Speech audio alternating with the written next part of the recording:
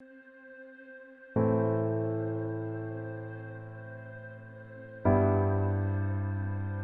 name is Nomfundo Mcoyi. I am the Group CEO of Icebo Lethu Group. Today I'm standing in front of the branch YakwaMashu, the very first branch that was attacked during Ama riots akhona at KZN. We have 22 branches that were attacked. Akubanga mnandi. Our branches are vandaliziwe, ashawa, kwathathwa amabhokisi, aphonswe emgaqweni, kwahlephulwa izinto, kwashawa aphihliziwe, aphelile ama branches ethu, 22 of them.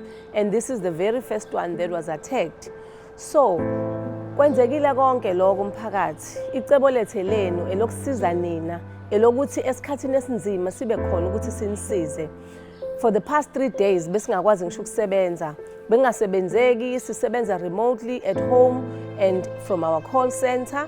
Siyacela mphakathi ukuthi ke sibuyisane, ke sikhulekele lolu dlame, sikhulekele lo msindo ongaka, amasonto sonke ake sihlanganeni sikhulekele nje ukuthula kuma South Africa onke, kuma Africa onkana njengoba kunomsindo ongaka. Siyacela nje ukuthi sibuye sikwazi ukuthi nisidedele, sikwazi ukuthi siqhubeke senze imingcwabo.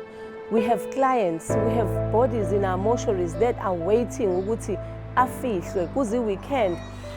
Akusebenzeki, akuhambeki, kusabhizi, izimoto ziyavinjwa emgaqweni, kuningi okwenzekayo. Siyacela nisivumele ukuthi sikwazi ukuthi sidelive imisebenzi, imindeni elahlekelwe sikwazi ukuthi sinike iclosure nezihlobo zayo ngaphandle kokuthi ihlukumezeke.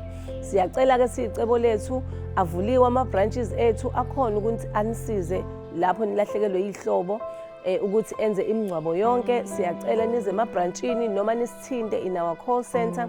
We are there to service you. Siyacela nje kuphele konke lokho kwenzekayo sikwazi ukuthi senze iservice yethu ngendlela.